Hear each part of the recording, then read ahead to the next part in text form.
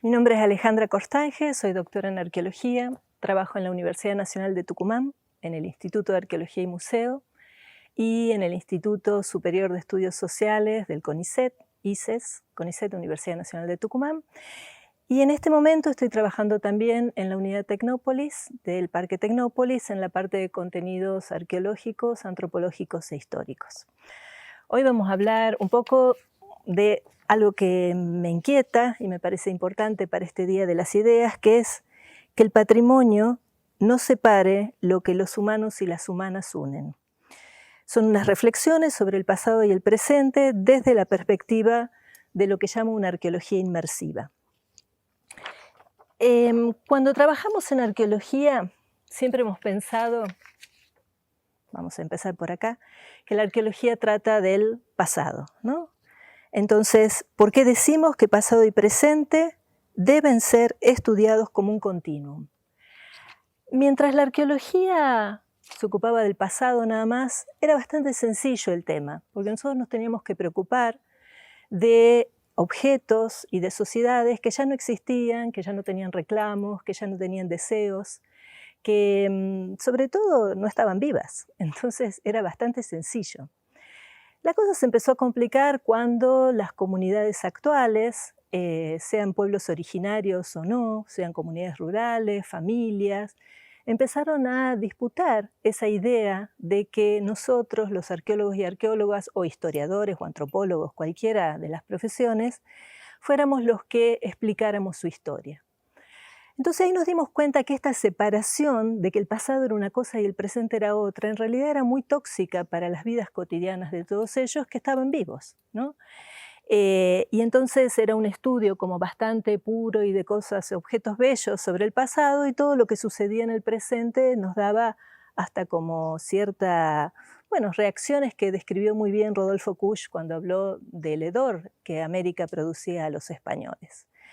Entonces, esta idea de que el pasado y el presente son un continuum y deben ser estudiados así, sin que eso implique que no tenemos en cuenta las enormes rupturas que ha producido, por ejemplo, la conquista de América en la historia de América, es para mí, digamos, una herramienta muy lógica, muy armónica y mucho menos tóxica para que nosotros podamos, desde nuestra sabiduría académica, que es una de las sabidurías posibles, trabajar con las comunidades sin proporcionar de ese modo peligros para su vida cotidiana, que si no sí existía.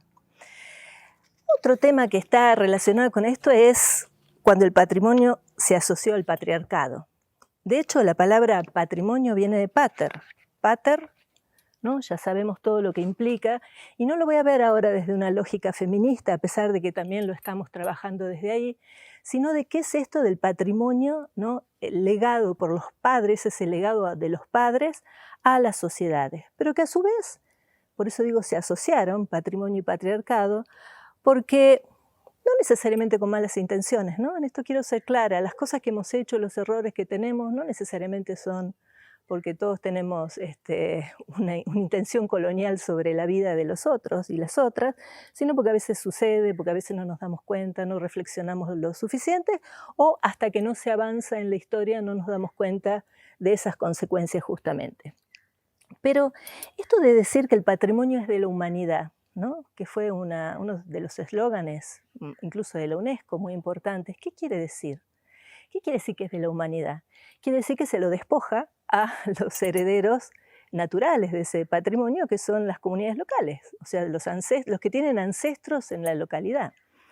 Entonces, de construir un poquito esto de que el patrimonio es de la humanidad ha sido muy importante, y cada vez más trabajamos en diálogo de saberes con la gente del lugar, con quienes son los herederos de eso que se llama patrimonio, y ya vamos a ver alguna vez si podemos denominarlo de otra forma. Ha quedado tan institucionalizado que tiene sus propias reglas, su propia burocracia, su propio deber ser y no deber ser, quedando excluida la gente que es la heredera de esto. Entonces, desde esas preocupaciones, que son preocupaciones que hemos ido teniendo en la medida que caminamos, ¿no? Uno no aprende todo esto en la universidad así como así, hemos empezado a pensar también en los conceptos estéticos y éticos que están en relación a las comunidades y a su patrimonio. Los conceptos éticos son bastante más fáciles de entender porque tienen que ver con todo esto que estaba empezando a esbozar, de quién es el patrimonio, quién interviene sobre el patrimonio, qué toxicidad tienen nuestros conceptos sobre la vida de la gente, cómo se burocratiza, etc. Pero la parte estética ha sido siempre la menos tratada, porque pareciera que no tiene nada que ver, no importa si lo lindo o lo feo, o una forma muy moderna de mostrar un museo, por ejemplo, va a atraer más a los turistas, ¿no? Eran cosas en las que no pensábamos. Sin embargo, la estética es fundamental, y también Rodolfo Kusch en esto nos abrió bastante la cabeza, y también Bourdieu, ¿no? ¿Por qué? Porque, fíjense, esto es muy fácil de entender. Cuando nosotros tenemos un objeto antiguo, ya ¿no? despojado de la vida cotidiana, nos parece siempre bello. El arte rupestre, las vasijas, es más, tienen alto valor en el mercado negro, ¿no? Por esa belleza. Sin embargo, cuando los objetos son los de la vida cotidiana de la gente actual, heredera de este pasado, hablamos de kitsch, del horror, ¿no? Hay protestas incluso a veces en los foros, porque a la gente le parece espantoso que la gente del lugar haga esto, entonces quieren de todas maneras cortar con esta estética. Ambas estéticas son parte de ese continuum presente-pasado. ¿Por qué lo antiguo nos gusta tanto y lo actual nos produce ese rechazo? ¿No tendrá que ver con que sentimos que hay un rechazo hacia las comunidades actuales, hay una especie de xenofobia? ¿Qué es lo que está pasando? De ese mismo modo, hoy nos podemos preguntar qué es lo arqueológico y qué es lo etnográfico. Aquí dice qué es lo etnográfico y qué es lo arqueológico. Y es la misma pregunta dada vuelta. ¿Por qué lo arqueológico tenía un límite claro? ¿No? La palabra arqueología en general estaba referida a esa historia sin escritura. Hoy por hoy la arqueología estudia el presente también, o la arqueología estudia la cultura material. Entonces, si la arqueología estudia la cultura material, ¿cómo diferenciaríamos lo etnográfico? De esto nos habló hace muy poco en un seminario una arqueóloga trans brasilera que también nos abrió los ojos, ¿no? Sobre la invisibilidad que tienen ciertos colectivos o ciertas personas dentro de esta historia, justamente porque la consideran como etnográfica y dejan de tener una mirada sobre esa arqueología. En los museos también va a pasar esto, qué es lo arqueológico y qué es lo etnográfico. ¿Por qué los museos o los espacios donde nosotros mostramos esos objetos tienen que tener un límite claro? Bueno, a esto vamos pensando cuando se piensa en ciertas prácticas liberadoras, ¿no? Entonces nos empezamos a preguntar si desde este lugar que estamos reflexionando existen prácticas liberadoras en nuestro quehacer como arqueólogos y arqueólogas. Podría decir como antropólogos y antropólogas, historiadores e historiadoras, y cualquier disciplina académica que incida en el trabajo de campo de comunidades de distinto origen. Hay gente pensando en esto y haciendo cosas maravillosas, ¿no? Yo sobre todo siempre cito a Mario Chagas y a la Museología de la Liberación. Miren que los brasileros tienen esa tendencia a que todo es para la liberación, teología de la liberación, teatro para la liberación, ¿no? O sea, tiene esa carga fuerte de querer mostrar que hay otro mundo posible y que hay otras voces que tienen mucho que decir sobre ese otro mundo posible. Entonces, desde allí nosotros, bueno, nos interesa mucho, o sea, realmente pensamos que esta idea de que el patrimonio, así como hoy lo estamos viendo, es tóxico, ¿no? Estamos pensando cómo liberarnos, nosotros y la gente para la cual trabajamos de esto. En otras palabras, sería también cómo descolonizar nuestro conocimiento y el conocimiento, cómo descolonizar nuestras prácticas. No es un camino fácil, pero es un camino que se hace en conjunto. Eso sí estamos seguros, eso estamos aprendiéndolo y nos parece que es vital para este Día de las Ideas tener en cuenta en esto, hasta dónde estamos llegando y a dónde tenemos que retroceder. En ese sentido, también nos interesa mucho pensar si sirven los museos para conectar pasado y presente.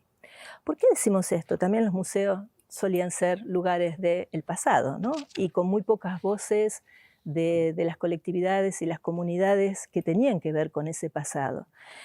Pero además es difícil pensar la idea de museo como algo liberador cuando el museo es algo tan colonial, justamente, ¿no? Los grandes museos coloniales existen en Europa detrás de el despojo de Egipto, Medio Oriente, de, bueno, África y América también, ¿no? Entonces, ¿cómo esos espacios que han sido pensados para mostrar con respeto, porque sí hay respeto en los museos, ¿no? Pero para mostrar ese mundo colonial, ¿cómo pueden ser liberadores? ¿Es posible eso? ¿Sirven para conectar pasado y presente?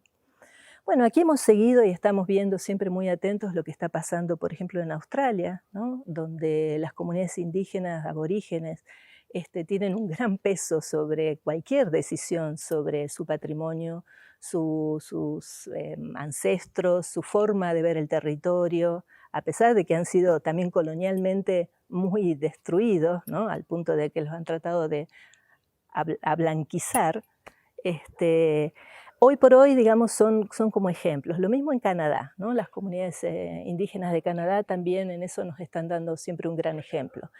Entonces hemos aprendido, y estamos todavía aprendiendo, junto con otros colectivos de México, de Brasil, Argentina mismo. Argentina tiene una tradición muy importante en esto.